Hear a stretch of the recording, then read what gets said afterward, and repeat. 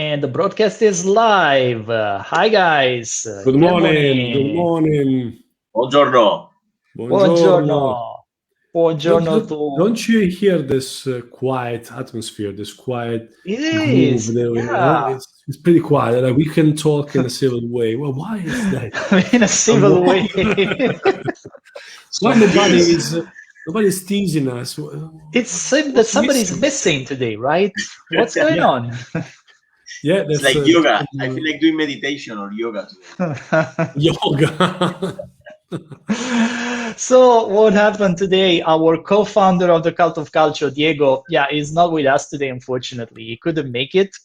So maybe for one day, we're not going to talk about Maradona. What do you guys think? Most likely not. Who knows? Yes.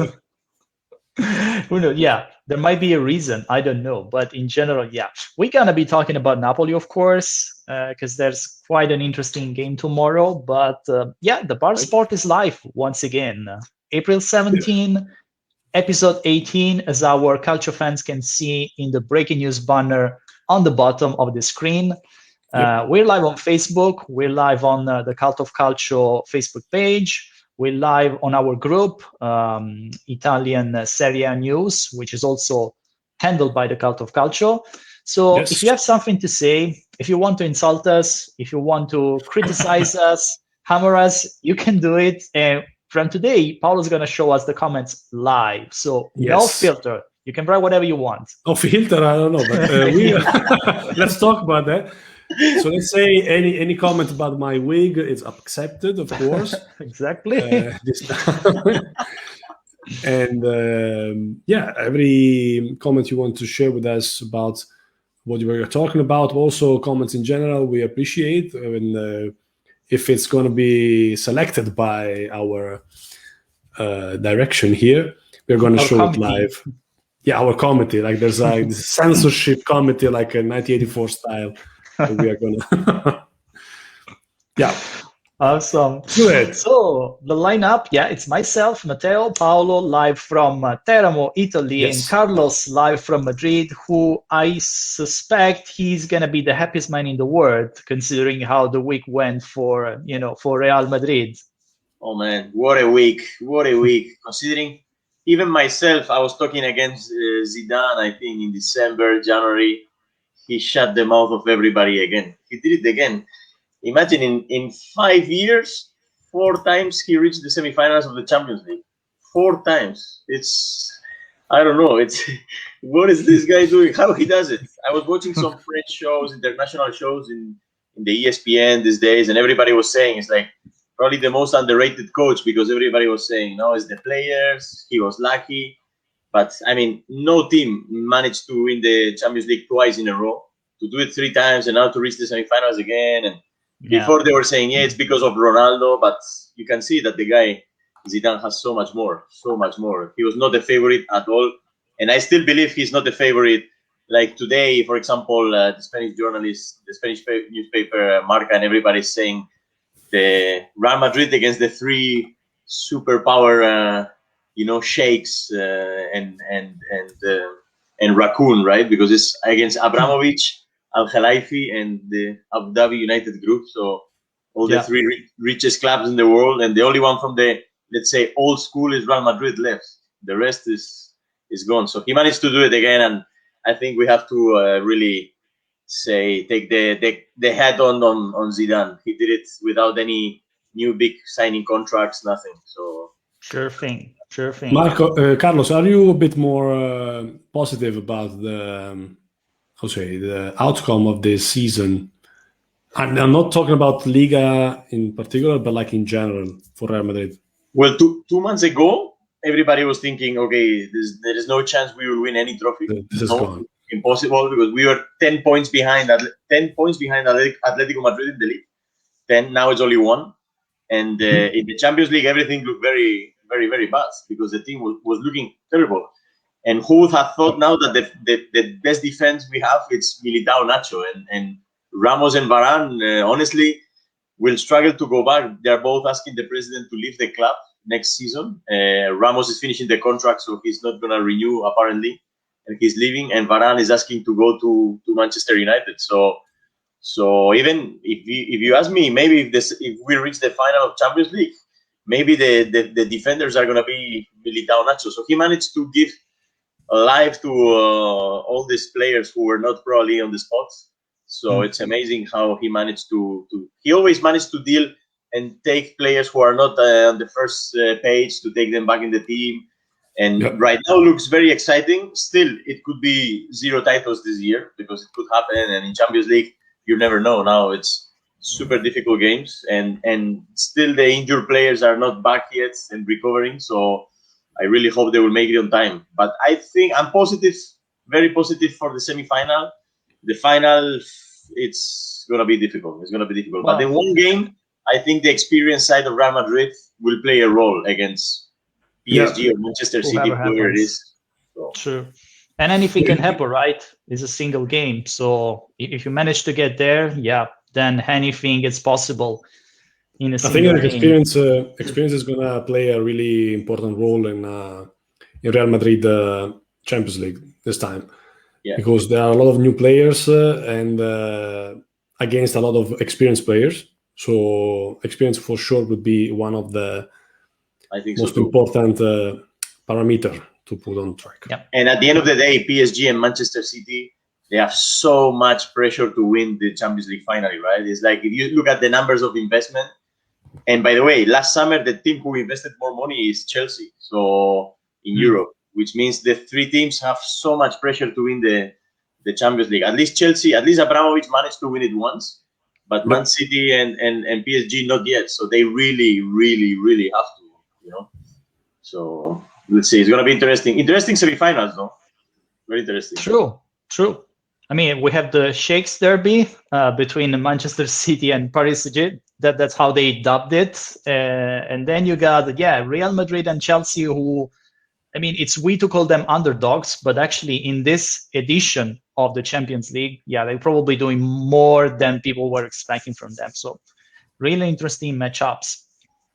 And by the way, guys, the Europa League, we need to say something about that because that's also very interesting. First, as Carlos said 1 week ago, we got 2 semifinals that are like a Champions League semifinal, right? It could be exactly the same. You have Manchester United, Roma, Villarreal, and Arsenal. All of these clubs have been into the top 4 of the Champions League at some point. So it's going to be some really, really interesting matchups. It looks like going back in the past, maybe not for the final phase of a tournament, but we have seen those teams in the recent years in the top competition in Europe. So it's going to be interesting, especially from the spectacular point of view. But also it's going to be interesting because it's really not something predictable, I would say. So if we're going to play the same game we play every week about giving predictions of and trying to make some forecast, it's going to be really tough, really difficult. I think bookmakers this time are going to have like the hell of the time. Yeah. Do you guys think Roma can make it against Manchester United? I think they can. Hope so. I honestly think they can because it's the style of play and United now. Honestly, they are in the best moment of their season, but also they've been quite inconsistent. I think they Solskjaer found the team now. The team now it's very good. The starting 11 is he found it finally after 3 years at the club, and they are very competitive and obviously budget wise and everything. But then they are not very dominant. They are not very dominant. And Roma, I think it depends more on the day of Roma. Roma are a bit unstable, so some days they are performing amazing. Some others it's not. But I think it's going to be very equal. Very equal. I don't expect any 4 or 5-0 game. You know. So, no, indeed. And by the way, if you think about Manchester United facing Roma, that triggers some very bad memories for Roma fans. You guys may remember the 7-1 loss at the Old Trafford in the Champions League quarterfinals. You know, Roma, they were so excited because they won the first leg at the Olimpico 2-1, and then they got brutally hammered. Everybody remembers that setback.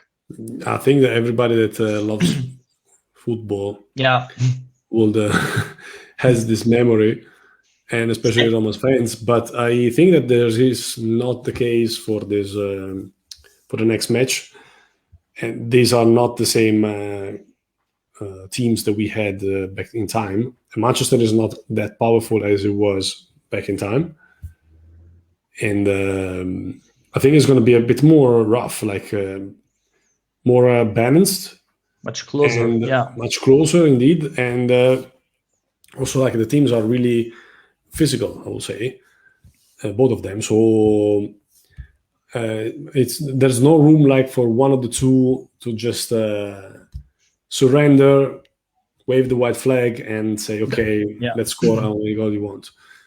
So I think that it's going to be interesting from that point of view. So that's and I really hope that Roma is gonna go through. AC Milan was on the path of Manchester United, I would say. Sorry for that. I do remember. Yeah, but actually, I mean, it was not like a strong defeat, I would say. No, no, it was not absolutely. Like that, definitely a defeat. So I think that Roma has plenty of chances to go through. It's I don't recall which one is the first match, if it's a home match or a away match. Do you recall? Well, I remember that it's very close. It's not going to be this week, but the next one. The first one is going to be home or for Roma, or is going to be away? Let's have a quick look. Because basically that's also an important factor for planning. The first leg, it's at Old Trafford on the 29th of April. So again, not this Thursday, the coming one. And then one week later, they will meet again at the Olimpico. Which would be, I would say, something good for Roma, no? Yeah, it's always good to have the second leg at home. And in this case, I mean, it's not because of the support from the fans. Even if, well, we're going to talk about fans in stadiums in a few minutes, because that's an interesting topic this week. But just because, they know what they have to do in terms of away goals. They know if they have an advantage or a disadvantage. I was thinking about the same thing.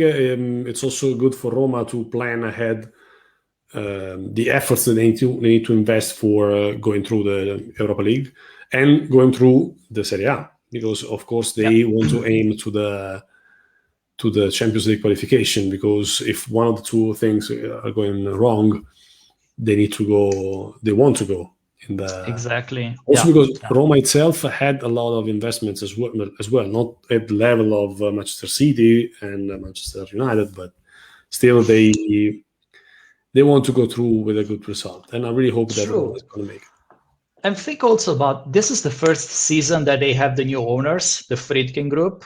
So, I mean, you can say a lot, but basically, first season, they managed to bring the team into the top 4 of a European competition. So, I mean, call it a coincidence, call it however you want, but I mean, that the fact is that Roma having a very positive international season. So, and I mean, as Italian football fans, you have to give credit to them, and you have to hope that they're gonna keep going and potentially winning the Europa League. At least that's how I see it. I mean, we all support our clubs, but it's about Italian football here. It's about international recognition. So, for the good of our culture, we need to hope that Roma goes as far as possible. For sure, and actually, for the I don't know how many years not so far, and I. Saying this with sadness in my heart, Roma is one of the teams that it's bringing the Italian flag through the European Cups. So I think that that's one reason why I'm hoping that they should go ahead, of course. And again, if you really see the two teams playing, I really don't think that there is so much. I'll say difference in terms of chances. So I think that both of them have plenty of chances to go ahead. And when it's like this, it means that's a 50-50. So it's not that trivial to say, okay, Manchester can go through in a proper way. By the way, I need to interrupt you guys because I've seen that there is the spirit of Maradona going ahead. Oh, And, okay. yeah, going around the room, maybe here, maybe there as well in Madrid and in Amsterdam. And I show you this guy. I don't know if you know this guy. That is So he actually managed, even when he's not physically in the call, he managed to teach somebody. yes. So sad he's Like- not here to talk about the Inter Napoli tomorrow. So sad. He Yeah. We're about to touch that topic, but I see that he's saying that you look like a Barcelona supporter. I think that you should somehow reply to this guy. And Diego, this guy. we miss you, Diego, but not too much. Not too much. No, not too much. Well, I mean, let's be, for transparency's sake, Diego's babysitting today. So he also has a family on top of the cult of calcio. And today he is taking care of his kid, as he should be doing as a good dad. So, but yes, we do miss you, Diego. And hopefully he will be back with us live next week. I'm already picturing him telling stories about Maradona to his kid. Absolutely. Do you think his kid is going to have a choice not being a Napoli supporter? I can really picture him, buying him small Napoli jerseys and scarves and all that stuff. I think that it's either that or having no meal at all. So right. All right. Well, guys, we made a bit of change in our regular agenda, but we were just waiting for the quiz. It's not that we canceled it. We just switched a bit the order of the topics today, but we also have another episode of our much famed Saturday football quiz. So another mysterious Serie A lineup for you to guess. And the thing is, I think this one is going to be easy because some people on our Facebook page have already not only guessed it, but they also wrote the lineup of this team. The lineup. Ooh. Wow, Absolutely. guys, you're awesome. Ooh. So do you want to share, Paolo? Or... yes, I actually already have the article, and I really struggle, and I'm struggling right now to recognize the team. People actually managed to give the somebody lineup. Yes, yeah. Wow. But that's a trick. That's a trick. Can you see the screen, guys? Not yet? Maybe now. Yes, screen is coming. There it is. Mysterious team. Oh, all right. What do we see here? We see, as we wrote in the article today, we see a pattern, like a jersey pattern that is very common in Serie A, right? Because you're not used to see clubs wearing a jersey with a diagonal band. Yeah, and this is a pretty unique occasion. That's more like River Plate, no? If I remember River correctly. Plate. That's more like a Southern American thing. Hey, that's true. That's true. In Spain, Carlos, what do you think? In Spain, we have Rayo Vallecano also with a similar jersey, I don't know. Okay. Man, this is difficult. This you caught me. You caught me. It's difficult for me, and I have this prepared like since an hour ago, I would say, and I still don't manage. I didn't read the comment on Facebook because I didn't want to spoil it. But it's on it's on the Cult of Culture Facebook page. I didn't want to go there. I didn't want to go there to see, and try to guess. Just to keep it. 2 hints for this one. We are in the 60s, so I know it's definitely not easy because none of us was born back then. And on the front row, you should be able to recognize 2 very famous players back in the days. One is from Argentina and the other one is from Brazil, but they both also got an Italian passport. And that was the first time that they were playing for that team. They transferred right in the summer session, in the transfer market session from that summer. Wow, man! I really don't know. It's really difficult for me to guess it. It's difficult, huh? Yeah. I'm thinking. I don't know because the jersey of this year I don't even know if Napoli has ever dressed like this. So the team is in Serie A today. The team is in Serie A. It is in Serie A also today. Yes. So it must be Napoli, most likely. I'm thinking Napoli, otherwise. Is Altafini the guy there? You got it. Yes. It's like the So second one standing from the right? Close to the that's goalkeeper. why I was saying, we're gonna end up talking about Diego somehow because yes, this is Napoli.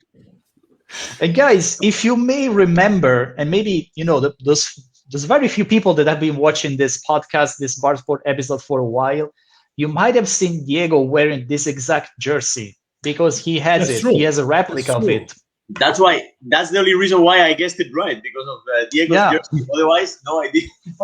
I was actually not thinking about Diego. See, for one time I don't have Diego in front of me and I forget about him totally. Yes. But that's true. Now I recall. So this is Napoli. The security belt. Yeah. Exactly, the security belt. But to be honest, I think it's a very cool design. And when we see Diego wearing that jersey, personally, I like it. I think it's a very cool one. It's a nice variation.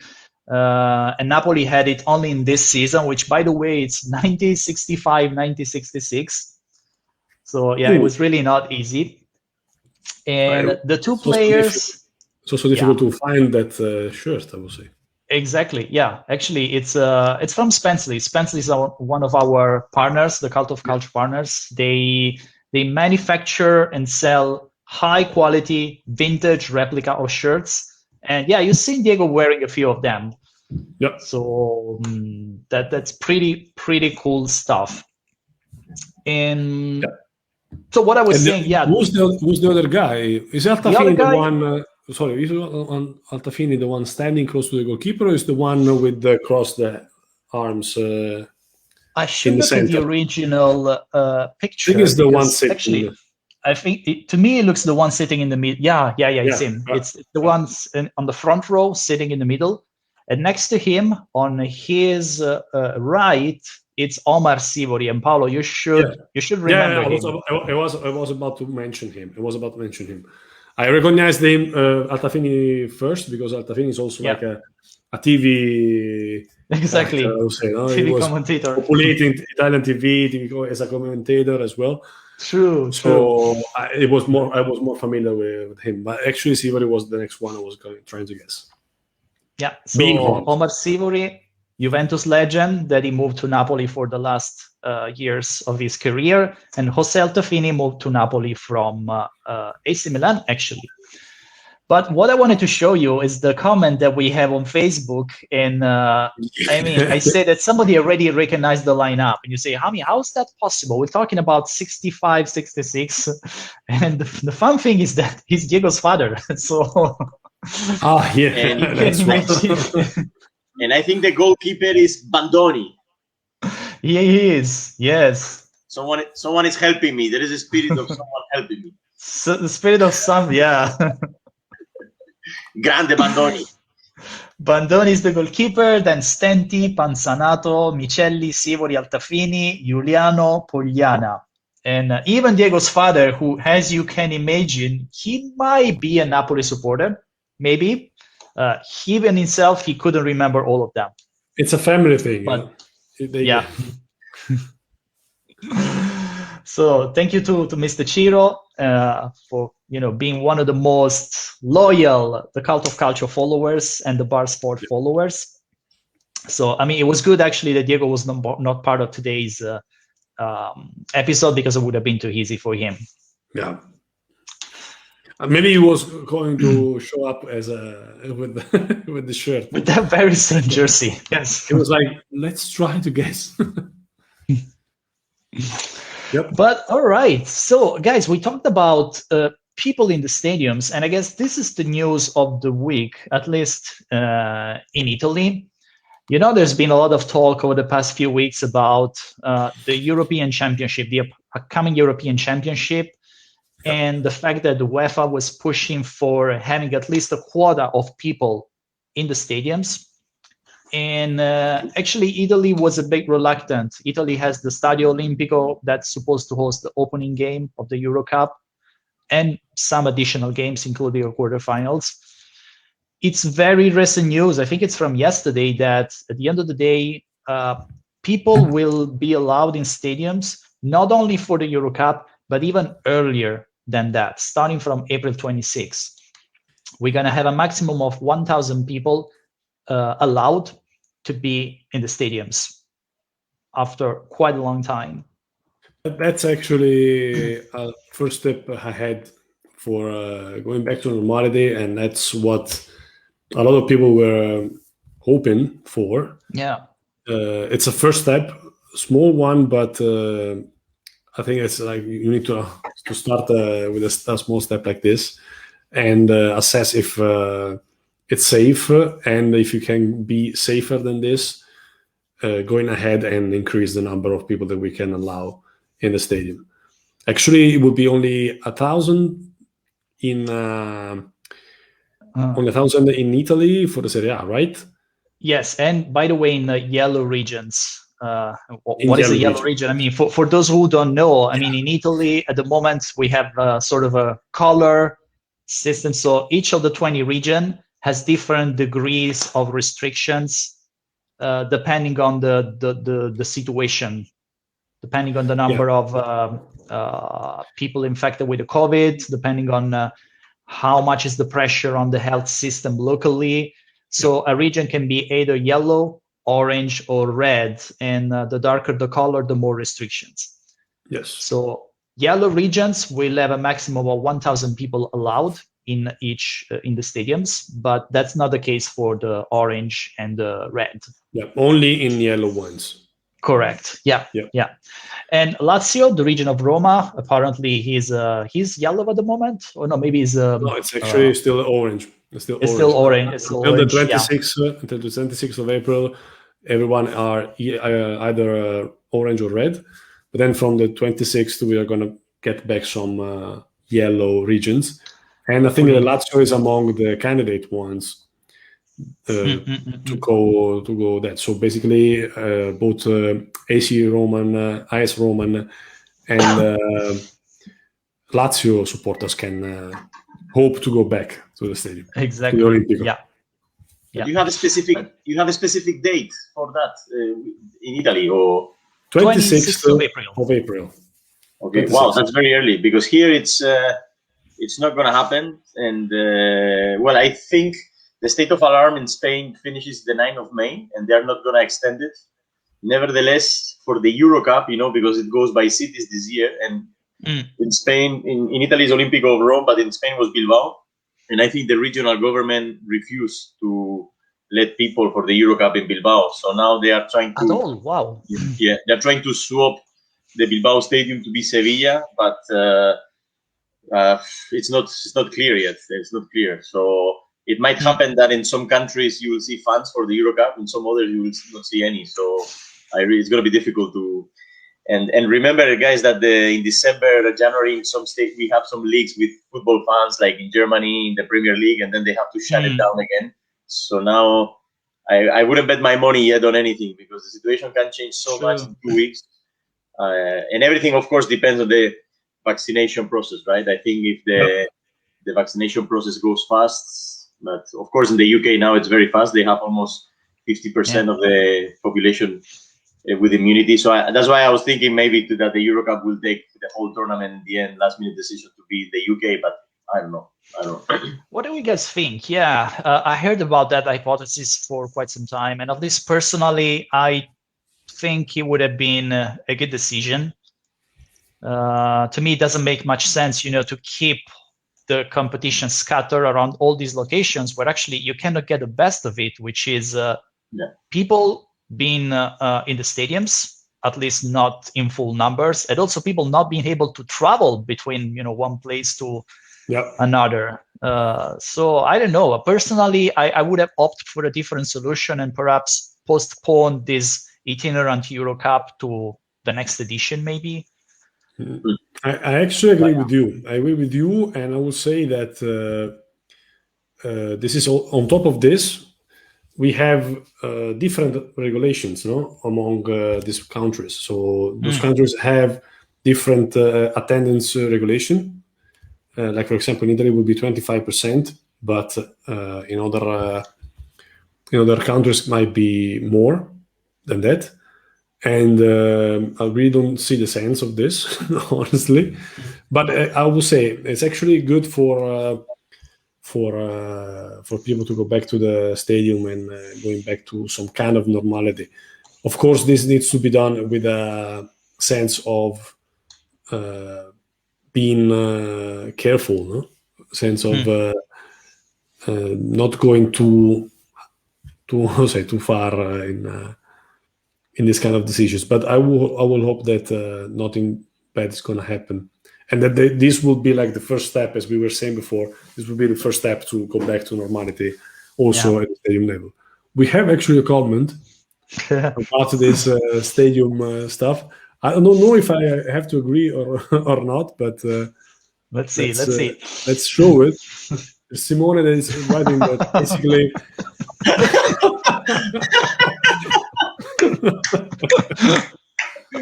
I really don't know about that. I'm not a cable supporter. We can ask why cable supporters if it's that the case. Why maybe this season for Kiev is not going to be also the last one was not going to be the best. So basically, we have just alienated the whole Kiev fan base. Most likely. But we actually invite Kiev supporters to give. Yeah. Maybe he is a Kiev supporter. Who knows? But actually, I remember a funny episode related to Kiev and the fans. It's from a few years ago, and it was a moment where Kiev was doing really bad in the league, and actually supporters were not very keen on following the team. So I once remember on an away game, there was just like maybe a group of 10 supporters who travel to the place, to the stadium, and they came up with a banner which read something like, we didn't have a thing to do. Okay. But actually, I would say that also our friend Diego, which is now babysitting, cannot join, said something really harmful, I would say, but true, unfortunately, which is this. So... Of course, we. Well, one thing you can say. Carlos did not like it. Carlos did not like the comment by Diego right now. Me neither, actually, Carlos. I can understand your mood right now. Guys, maybe it is true when Juventus used to play at the Delle Alpi Stadium. Remember, right? It was a stadium in Turin that fans never liked. But why was so empty all the time? Because it was very big. I think the visibility was not the best, and it was not even easy to reach. So he was never liked by either Torino or Juventus fans. And, but actually also for the distance from the pitch, because that was an Olympic stadium, and they had like the athletic track, so the running track, no? Exactly. And actually, I've been there only once in my life. And I have to be honest, I was on the highest seats. And basically, I could watch the match at the television could be better. It was a nice match against Atalanta, and we won that match. But I could not see the goal in a really good way because it was completely far from where we were. And who has the best attendance in the Serie A? Who has the best attendance, like on a regular basis? For example, the last season that people were allowed in the stadium, like really the highest. Is it Juventus or? I think also it's in Milan. Great question. I would say either a Milan club or maybe Napoli also. I mean, the Napoli fan base is very, very passionate. So perhaps Diego can help us with that. So you are asking for who has the biggest attendance of all time, or right now, like of all time, I would say. Carlos. I think this season, right?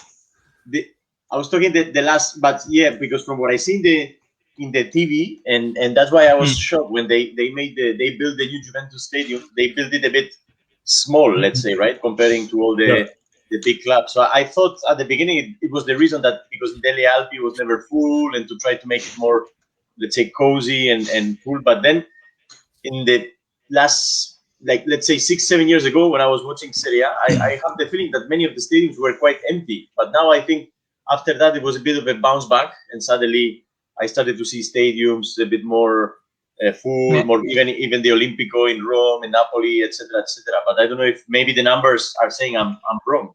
So the numbers, guys, are pretty easy to find on the internet, as I just did actually. And I mean, the top clubs are the two from Milan, Inter and AC Milan. Inter was had a 30K fans average attendance in the past season, of course, before the suspension. And then AC Milan 27K, Juventus 24K. What's interesting to note is that on the 8th place in this standing, you have Lecce, which is a club that they went back to Serie B last season, but I wasn't expecting to see them so high in an attendance ranking. They have 17,000 spectators on average per game. That's quite a lot. This is the historical or the last season with... Last season. This is the last season. Yeah. The 7th place. 8th place. Yeah. 8th place out of the... It's more than clubs like Bologna, Genoa, Verona, Sampdoria, Atalanta. So clubs with a very big fan base historically. I'm surprised the Genoa teams are not higher. I'm surprised. They're not higher. True. And actually, Atalanta and Atalanta and what was the other team that you mentioned? Sorry. Verona. Verona, okay, but Atalanta at least has also Champions League, so yeah, that's really weird. But this is Serie A. I think this takes only into account the Serie A.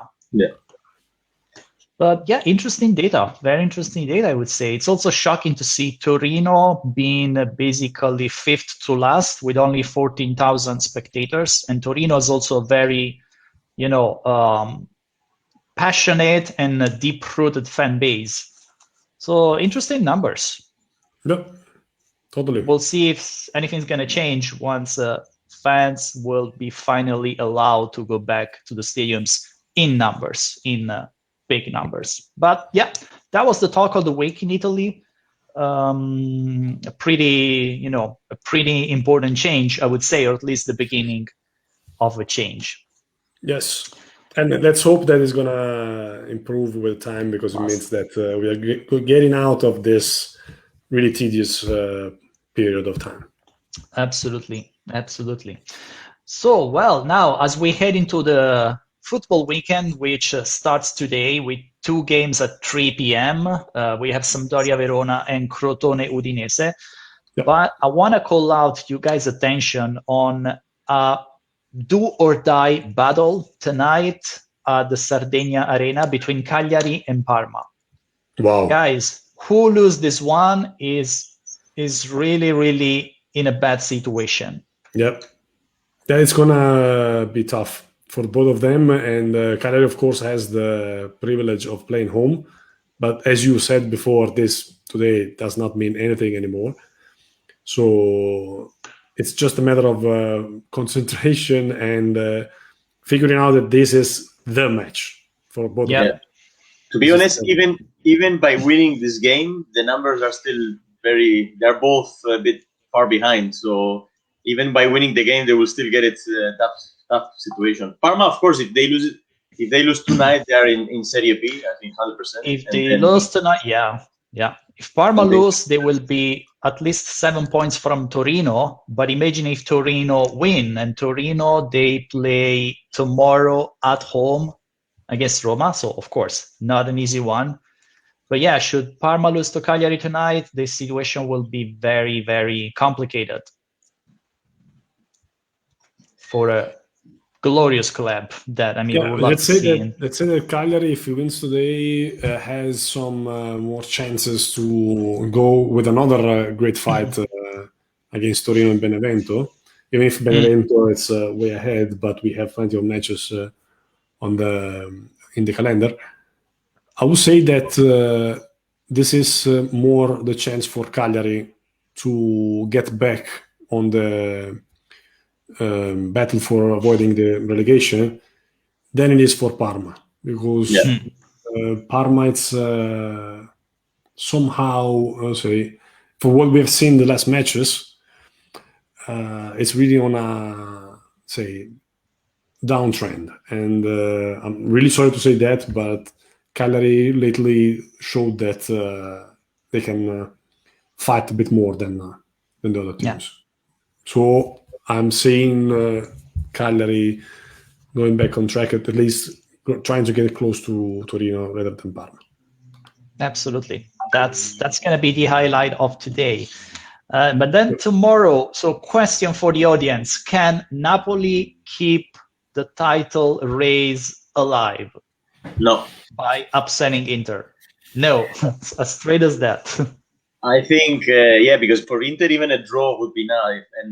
And Inter is not beautiful to watch, but Conte is one of those guys so consistent. The team now is so consistent, and now they are winning low 1-0, but they are just winning all the games. They haven't. When you reach this mentality, you are so close to the final line. I think they will make it happen. They will.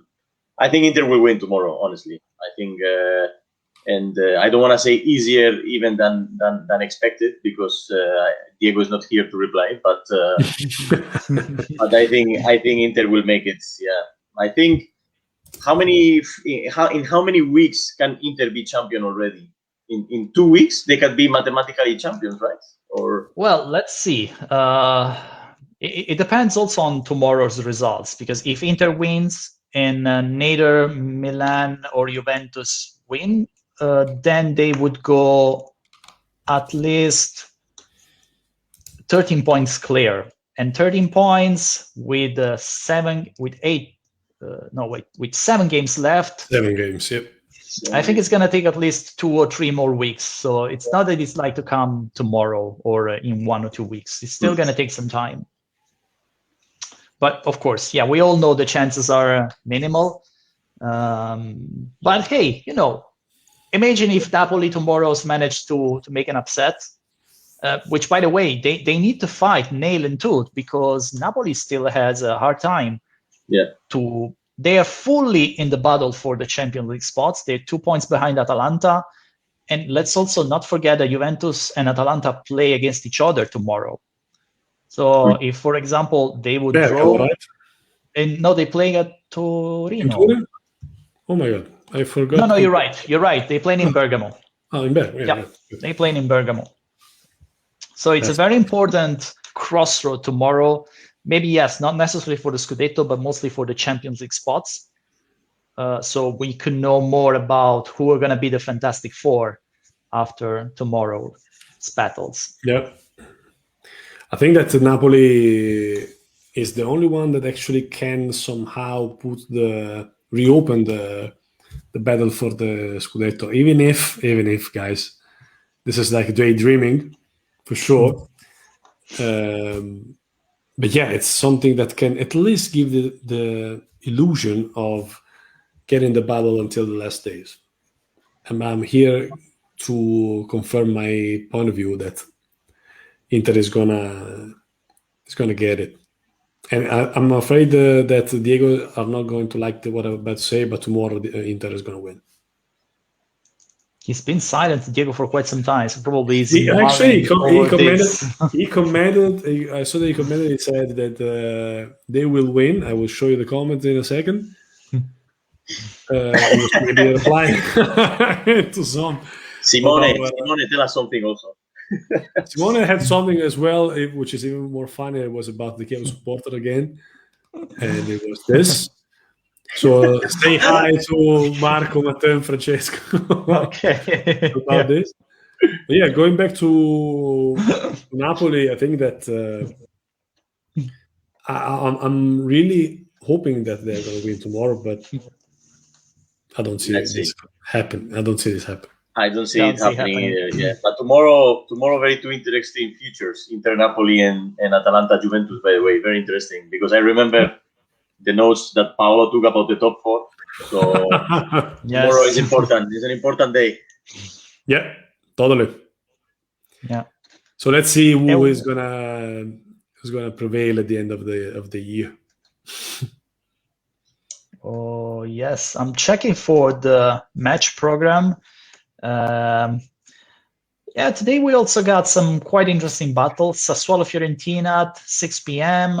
Oh, tomorrow actually we didn't mention AC Milan. We're gonna play Genoa 12:30 Italy time. That's of course it's another key crossroad if we want to continue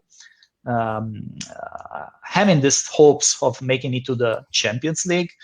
And that's going to be a key achievement for us, especially in terms of the transfer market, because recently AC Milan has not been discussed much because of what happens on the pitch, but more for offline reasons. Yep. And you may have heard, you surely have heard, especially Paolo, about talks about Donnarumma not necessarily renewing his contract with AC Milan. He's been linked to Juventus over the past few days. And this is going to be, I'm telling you, probably the talk of the day until he finally decides to either sign the new contracts or leave. And that's, yeah. What do you guys think? Carlos, how do you see this from Spain? I mean, it would be, honestly, for a player like Donnarumma from the youth academy starting so early, it's going to be like a treason, no? I cannot think of anything to move from AC Milan to Juventus and on a free transfer, right? Because it would be for free. Oof, it would be very. If I would be an AC Milan supporter, Matteo, I would be. It would be very, very painful for me. Really painful, especially because it's the keeper who's supposed to be in the team for the next 10 years, you know, in the national team. Yeah. And it's like a symbol of the club. And it's like, I don't know, it's like when if Totti would have left Roma when he was starting the career at there, very painful in my opinion. I don't know, guys, especially going to Juventus. If he goes to PSG or abroad, okay, but going to Juventus. So let me tell you this. I don't think he's going to go to Juventus if he leaves. I don't think you. We are talking about Donnarumma in Juventus because someone spotted Raiola in Turin. Maybe he was just on vacation, guys. Maybe he was just, maybe he forgot something somewhere in Turin. Said, "Oh shit, I forgot my keys there." And I mean, there are reports that he had a meeting with the Juventus entourage, but I mean, to your point, I don't think he was there necessarily to discuss Donnarumma because he has a lot of players. Yeah. Exactly. There's Keane, there's the league, and so on and so forth. So honestly, I don't think he would go to Juventus also because I'm not even sure Juventus can afford him at the moment, the salary that Raiola would ask for him. So I think PSG would be the option. If he has to leave, PSG would be the team. And if you think they need a new goalkeeper, because Keylor Navas is quite past his prime, how would I see it? I mean, 4 years ago when this already happened, you guys might remember all the drama about his renewal or not renewal. Yeah. Back then I was mad. Back then I was really mad because I was thinking like Carlos, you know, he's a player from the youth academy. You shouldn't leave for free. We should invest on the guy. And he should also, you know, be, let's say, not grateful, but basically give some trust in the club that nurtured him from the very beginning. The way I see it now, I think the only doubts that he has is about AC Milan making to the Champions League. If that does not happen, then I would painfully understand it, meaning that at 22, you are one of the best goalkeepers in the world, potentially the best goalkeeper in the world for the coming years, and you got to play into the Champions League. It's not possible that you still didn't have one single season there. So if disgracefully Milan doesn't make it to the Champions League, or I would understand the potential choice. If we do it, then no excuse. I really don't see why he should leave. Yeah, I totally agree with you. He has to stay, guys. No matter what. Sometimes it's just the symbol, and I know he got highs and lows, Donnarumma, in his career, but now he's getting this stability, and with Pioli, if I would be Maldini and the club, I will have to make him stay no matter how and what, but he has to. I think he has to stay. I really hope. I totally agree with you guys, and more on top of that is that maybe I'm saying something stupid here, but I think he owes a lot to AC Milan. Also because the way he performed and the expectation that AC Milan had, not recently I would say, but back in like last year, could be a lot better if you compare that with the payroll, I would say. So, and AC Milan really relied on him and give him the chance to redeem somehow, because some of the errors he made were really important errors in decisive part of the season last year. So I think that also for a matter of respect towards the club that launched this guy, he should stay. But we all know this is daydreaming, I know, because it's It's more mad world out there, and it's most just likely football as of today. I mean, if we were Yeah, talking it's about today's 20 years ago, yeah, yeah, it's today's we're football. not talking about the Del Pieros, we're not talking about the Baldinis, the Zanetti, We don't have them these players. anymore.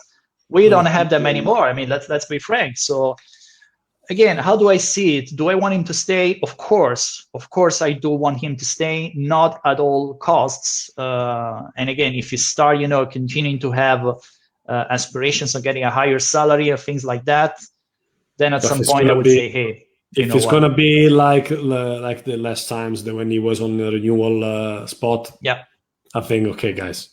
Actually, your second goalkeeper is not bad at all.